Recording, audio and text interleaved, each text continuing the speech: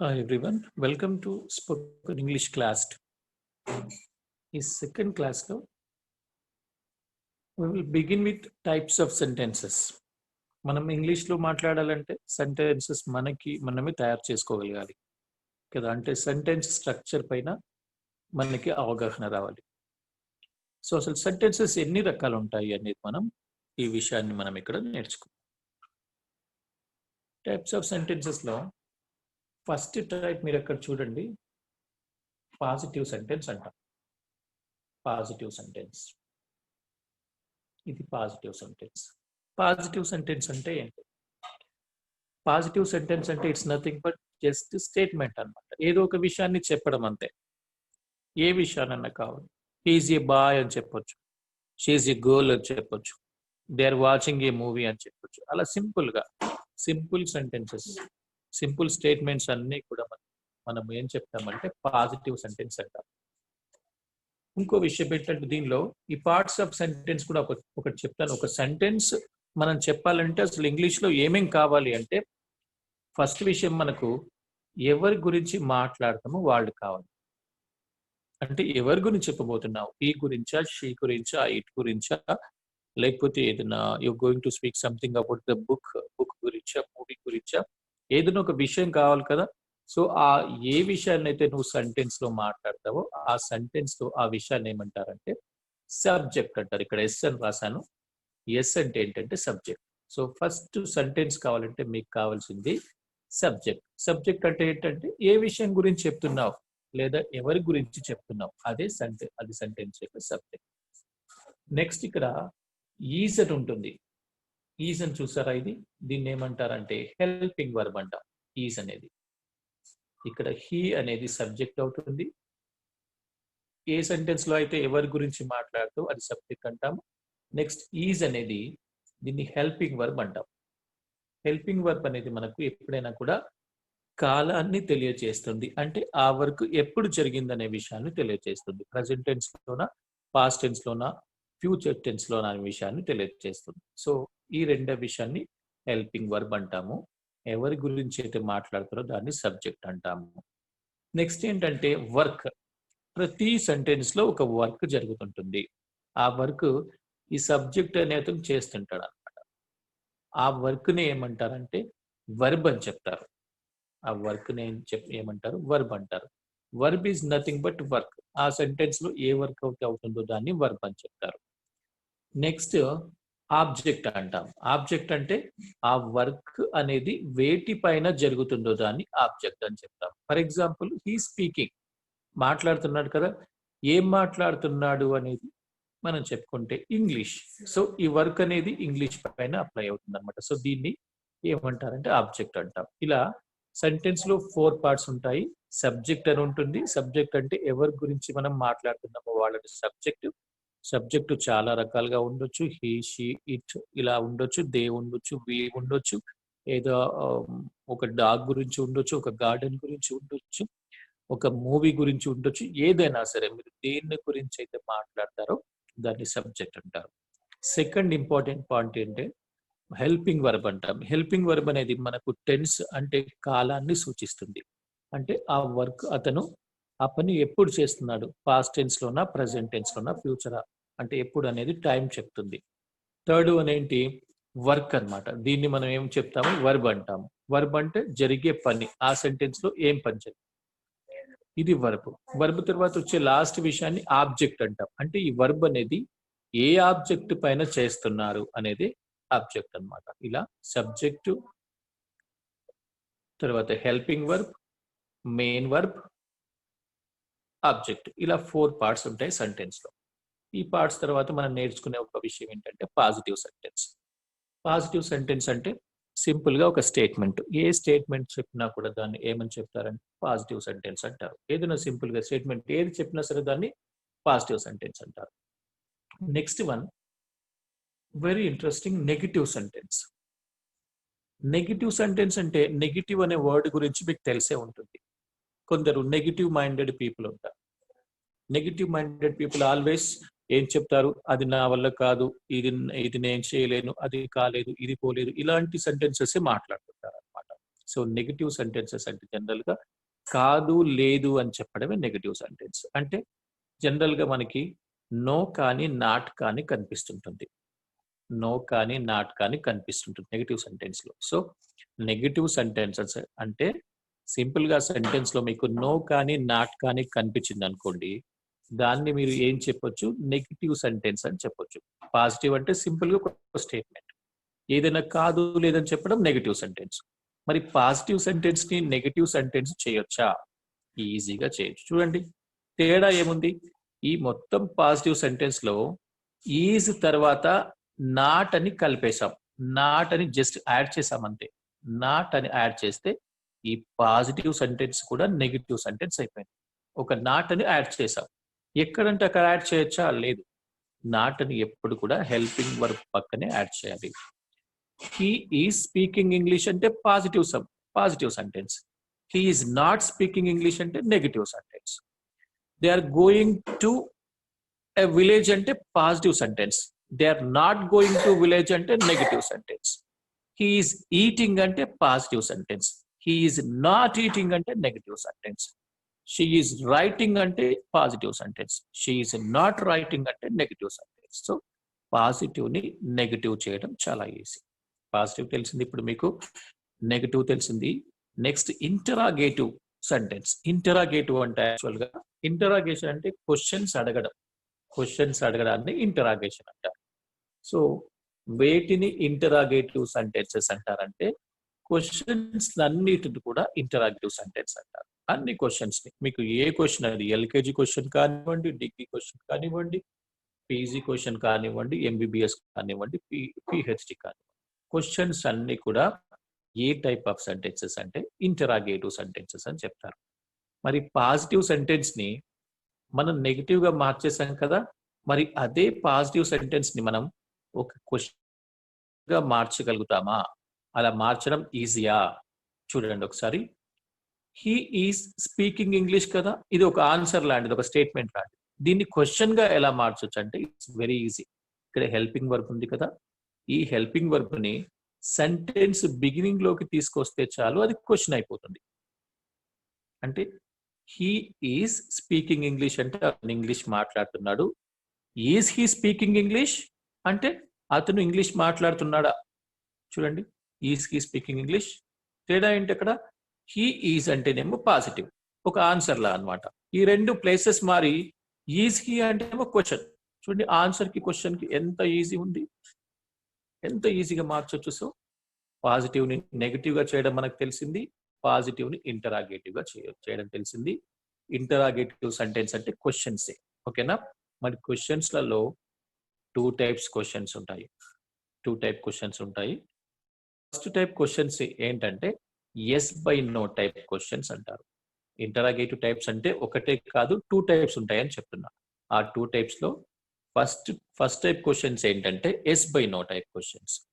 ఈ yes by no type questions అంటే ఎలాంటి వాటిని yes by no type questions అంటారంటే ఏవైనా క్వశ్చన్స్ కూడా నీవు ఎస్ అని కానీ నో అని కానీ ఆన్సర్ ఇవ్వగలిగితే అటువంటి క్వశ్చన్ ని yes by no type question అంటారు ఈజీగా. ఫర్ ఎగ్జాంపుల్, నేను క్వశ్చన్ అడుగుతాను, మీరు ఎస్ ఆర్ నో అని మాత్రమే సమాధానం చెప్పాలి. Do you like movies? Yeah, మీరు చెప్పొచ్చు. మీరు ఒకవేళ మూవీస్ లైక్ చేస్తే ఎస్ అంటారు, లేదంటే నో అంటారు. Do you play cricket? దీనికి కూడా ఎస్ లేదా నో అని చెప్పొచ్చు. Did you eat dosa? మీరు ఎస్ నో అని చెప్పొచ్చు. వీటన్నిటి ఇలా చాలా క్వశ్చన్స్ ఎస్ లేదా నోతో సింపుల్ గా ఆన్సర్ చెప్పొచ్చు. అటువంటి సింపుల్ క్వశ్చన్స్ ని yes by no type questions అంటారు. మరి ఇంకో టైప్ క్వశ్చన్స్ ని ఎస్ కానీ నో కానీ చెప్పి ఆన్సర్ ఇవ్వలేం మనం. ఎస్ కానీ నో అని కానీ చెప్పి ఆన్సర్ ఇవ్వలేం. ఫర్ ఎగ్జాంపుల్, నేను క్వశ్చన్ ఇస్తాను, మీరు ట్రై చేయండి ఎస్ కానీ నో కానీ చెప్పడానికి. What is your name? చూడండి, వాట్ ఈజ్ యువర్ నేమ్ అంటే ఎస్ కానీ నో కానీ ఆన్సర్ చెప్తారా? మీరు చెప్పగలుగుతారా? చెప్పలేరా? సో ఇలా ఎస్ కానీ నో కానీ చెప్పలేని క్వశ్చన్స్ ఏమంటారంటే క్వశ్చన్ వర్డ్ క్వశ్చన్స్ అంటారు. అంటే వాటికి పర్టికులర్ గా ఒక ఆన్సర్ ఇవ్వాల్సి ఉంటుంది. సింపుల్ గా ఎస్ అని కానీ నో అని కానీ చెప్తే కుదరదు. మరి క్వశ్చన్ వర్డ్ క్వశ్చన్ అని ఎందుకు అంటారంటే కొన్ని క్వశ్చన్ వర్డ్స్ ఉంటాయి మనకి. క్వశ్చన్ వర్డ్స్ ఏంటంటే why, what, when, who, how, where ఇలాంటివన్నీ క్వశ్చన్ వర్డ్స్ అన్నమాట. ఈ క్వశ్చన్ వర్డ్స్ చేత తయారు చేయబడ్డ క్వశ్చన్స్ కాబట్టి వీటికి ఎస్ కానీ నో కానీ ఆన్సర్ ఇవ్వలేం కాబట్టి వీటిని క్వశ్చన్ వర్డ్ క్వశ్చన్ అంటారు. చాలా సింపుల్ గా నేర్చుకున్నారు. ఇప్పుడు ఏంటంటే పాజిటివ్ సెంటెన్స్ అంటే ఏంటి, నెగిటివ్ సెంటెన్స్ అంటే ఏంటి, ఇంటరాగేటివ్ సెంటెన్స్ అంటే ఏంటి ఒకటి నేర్చుకున్నారు. నెక్స్ట్ పాజిటివ్ ని నెగిటివ్ గా ఎలా మార్చాలి తెలిసింది, పాజిటివ్ ని ఇంటరాగేటివ్ గా మార్చాలి ఎలా మార్చాలని మీకు తెలిసింది. నెక్స్ట్ పాయింట్ ఏం నేర్చుకున్నారంటే ఇంటరాగేటివ్ సెంటెన్స్ అంటే క్వశ్చనే, ఆ క్వశ్చన్లలో 2 టైప్స్ ఉంటాయి. ఒక టైప్ క్వశ్చన్స్ ని ఎస్ బై నో అని ఆన్సర్ ఇవ్వచ్చు, వాటిని yes by no type questions అంటారు. వేరే క్వశ్చన్స్ ని ఎస్ కానీ నో కానీ ఆన్సర్ ఇవ్వలేము. For example what is your name, అలాంటి వాటిని క్వశ్చన్ వర్డ్ క్వశ్చన్స్ అంటాం అనమాట. అంటే ఎప్పుడైతే నీకు క్వశ్చన్ వర్డ్ క్వశ్చన్ వస్తే మీరు పర్టికులర్ ఆన్సర్ చెప్పాల్సి ఉంటుంది, కానీ ఎస్ కానీ నో కానీ చెప్పలేము. ఇక్కడ 2 ఎగ్జాంపుల్స్ ఉన్నాయి చూడండి. 2 టైప్స్ ఆఫ్ క్వశ్చన్స్. ఒక క్వశ్చన్ ఏంటంటే ఈస్ హీ స్పీకింగ్ ఇంగ్లీష్, అతను ఇంగ్లీష్ మాట్లాడుతున్నాడా, ఎస్ అంటే ఎస్ చెప్పొచ్చు, నో అంటే నో చెప్పొచ్చు. కాబట్టి ఇది ఎస్ బై నో టైప్ క్వశ్చనే. ఇంకో విషయం గమనించండి, ఈ yes by no type questions ఎప్పుడు కూడా హెల్పింగ్ వర్బ్ తో స్టార్ట్ అవుతుంటాయి. హెల్పింగ్ వర్బ్ తో స్టార్ట్ అవుతుంటాయి yes by no type questions. ఓకేనా. నెక్స్ట్ మరి క్వశ్చన్ వర్డ్ క్వశ్చన్స్ అని చెప్పాను కదా. క్వశ్చన్ వర్డ్స్ చూడండి, దీనికి ఎస్ బై నో చెప్పారు. Why is he speaking English, అని ఎందుకు ఇంగ్లీష్ లో మాట్లాడుతున్నాడు, ఎందుకు మాట్లాడుతున్నాడు ఇంగ్లీష్ లో, ఇది ఒక క్వశ్చన్ అనమాట. దీనికి మీరు ఎస్ కానీ నో కానీ చెప్పలేరు అనమాట. ఒక పర్టికులర్ ఆన్సర్ ప్రిపేర్ చేయాల్సి ఉంది ఇటువంటి టైప్ క్వశ్చన్స్ కి. మరి ఈ yes by no type question కి ఈ WH క్వశ్చన్ కి అంటే క్వశ్చన్ వర్డ్ క్వశ్చన్ కి డిఫరెన్స్ చూసారా. ఈ yes by no type questions కి ఒక వర్డ్ వచ్చి కలిపేశారు అంతే. సేమ్ స్ట్రక్చర్ చూడండి. వై తర్వాత ఏముంది, is he speaking English, same అన్నమాట, ఇంటరాగేటివ్ ఉంది. దానిలో ఏం చేశారు, ఈ yes by no type question కి జస్ట్ ఒక వై అనే వర్డ్ కలిపితే చాలా అది క్వశ్చన్ వర్డ్ క్వశ్చన్ అయింది. సో క్వశ్చన్స్ గురించి మనం ఏం నేర్చుకోవచ్చు అంటే yes by no type questions అన్నీ కూడా హెల్పింగ్ వర్బ్ తో స్టార్ట్ అవుతాయి.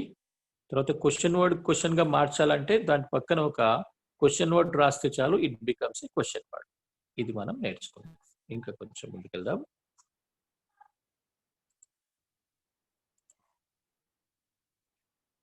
ఇంకోటి నేను సెంటెన్స్ సబ్జెక్ట్ చెప్పాను కదా. సెంటెన్స్ సబ్జెక్ట్ ఏంటంటే ఈ సెంటెన్స్ ను ఎవరి గురించి మాట్లాడుతున్నామో వాటిని సెంటెన్స్ యొక్క సబ్జెక్ట్ అంటారు. ఈ సెంటెన్స్ చూడండి, దీనిలో హీ గురించి మాట్లాడుతున్నాం కాబట్టి హీ అనేది సెంటెన్స్ యొక్క సబ్జెక్ట్. హీ ఈ స్పీకింగ్ ఇంగ్లీష్ అంటే హీ వచ్చింది కదా, దీన్ని సబ్జెక్ట్ అంటాం. అంటే ఒక సెంటెన్స్ లో ఎవరి గురించి మాట్లాడుతున్నారు దాన్ని సబ్జెక్ట్ అంటారు. ఈజ్ అనే దాన్ని హెల్పింగ్ వర్బ్ అంటారు. స్పీకింగ్ అంటే వర్క్ కదా, దీన్ని వర్బ్ అంటారు. దీన్ని ఆబ్జెక్ట్ అంటారు. ఒక సెంటెన్స్ లో ఎవరి గురించి మాట్లాడితే వాళ్ళని సబ్జెక్ట్ అంటారు. ఇక్కడ ఎవరి గురించి మాట్లాడుతున్నాం, హీ కాబట్టి ఇక్కడ హీ సబ్జెక్ట్. ఇక్కడ ఈజ్ అనేది హెల్పింగ్ వర్బ్. ఈ హెల్పింగ్ వర్బ్ ఏంటి, మనకు టైం చెప్తుంది, అంటే ప్రజెంటా పాస్టా ఫ్యూచర్ అని చెప్తుంది. ఇక్కడ జరిగే వర్క్ ఉంది కదా, ఇతను ఏ వర్క్ చేస్తున్నాడు, స్పీకింగ్ అనే వర్క్ చేస్తున్నాడు కదా, దాన్ని వర్బ్ అని చెప్తాం. ఈ వర్బ్ దేనిపైన చేస్తున్నాడు దాన్ని ఆబ్జెక్ట్ అని చెప్తాం అన్నమాట. So subjective, helping verb, verb, object, ఈ 4 పార్ట్స్ ఉంటాయి ప్రతి సెంటెన్స్ లో. మరి సబ్జెక్ట్ ఇక్కడ హీ గురించి మాట్లాడుతున్నామంటే హీ అనేది సబ్జెక్ట్. మరి ఎప్పుడు హీ గురించే మాట్లాడతామా మనం, లేదు, చాలా రకాల వ్యక్తుల గురించి మాట్లాడతాం కదా. మరి ఒకసారి చూడండి, ఇక్కడ వర్బ్ కూడా స్పీకింగ్ అనే వచ్చింది. మరి స్పీకింగ్ ఒకటే ఉంటుందా, ఉండదు. ఆబ్జెక్ట్ ఇంగ్లీష్ అని వచ్చింది. ఎప్పుడు ఇంగ్లీష్ గురించే మాట్లాడతామా, కాదు. మరి ఏం మాట్లాడతాం ఒకసారి చూడండి. ఇప్పుడు చూడండి. ఓకే,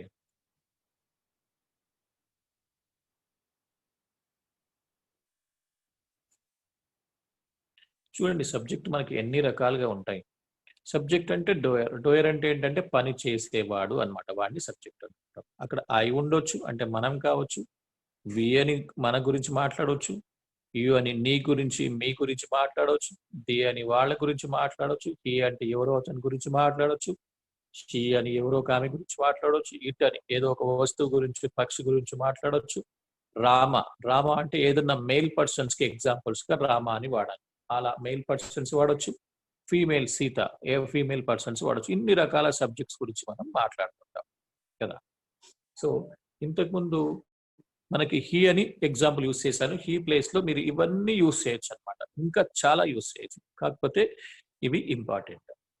నెక్స్ట్ ఇవన్నీ హెల్పింగ్ వర్బులు చూడండి. డూ, డస్, యామ్, ఈజ్ ఇంతకు ముందు వాడాం కదా. దాంతో పాటు ఇవన్నీ హెల్పింగ్ వర్బ్స్ వస్తాయి. మెయిన్ వర్బ్స్ అంటే వర్క్ అన్నమాట. ఈ వర్క్ ఇంతకు ముందు సెంటెన్స్ లో మనకి స్పీకింగ్ వచ్చింది కదా. ఆ స్పీకింగ్ కాదు, చాలా ఉంటాయి. లర్నింగ్ ఉంటుంది, స్పీకింగ్ ఉంటుంది, క్యాచింగ్ ఉంటుంది, ఫైటింగ్ ఉంటుంది, కిల్లింగ్ ఉంటుంది, ఈటింగ్ ఉంటుంది, డ్రింకింగ్. పనులు మనం చేసే పనులు ఎన్ని ఉంటాయి, కొన్ని లాక్స్ ఆఫ్ వర్క్స్ అన్ని కూడా వర్బ్సే అన్నమాట. ఇవన్నీ వర్బులు కూడా మనకు వాడచ్చు. ఈ వర్క్స్ ఏమంటారు? వర్బ్ని జనరల్ గా మెయిన్ వర్బ్ అంటారు. ఈ ప్రతి మెయిన్ వర్బ్ కూడా 4 టైప్స్ ఉంటుంది, దానికి 4 ఫార్మ్స్ ఉంటాయి అన్నమాట. ఫర్ ఎగ్జాంపుల్ స్పీక్ అని తీసుకుంటే, కలర్ చేంజ్ చేస్తాను. స్పీక్ అని తీసుకుంటే స్పీక్ కి 4 ఫార్మ్స్ ఉంటాయి. స్పీక్, ఇది ఫస్ట్ ఫార్మ్ అంటారు. స్పోక్ సెకండ్ ఫార్మ్ అంటారు. ఇది V1 అంటారు, ఇది V2 అంటారు. స్పోకెన్ V3 అంటారు. స్పీకింగ్ అంటే V4 అంటారు. అంటే ప్రతి పనికి అంటే వర్బ్ అంటే ఒక్కటే కాదు మనకి. మనం వర్బ్ను ఒక సెంటెన్స్ లో వాడినా కూడా అది మళ్ళీ మనకి డిస్కషన్ ఏంటంటే ఆ వర్బ్కి 4 ఫార్మ్స్ ఉంటే ఏ రకమైన ఫార్మ్ వాడాలనేది కూడా మనకు తెలిసి ఉండాలన్నమాట. సో అలా ప్రతి వర్క్ కి 4 ఫార్మ్స్ ఉంటాయని మీరు తెలుసుకోండి. ఆబ్జెక్ట్ అంటే ఏంటి? దీన్ని మనం ఈ వర్క్ ను దేనికైతే అప్లై చేస్తామో, దేనిపైన అయితే చేస్తామో దాన్ని ఆబ్జెక్ట్.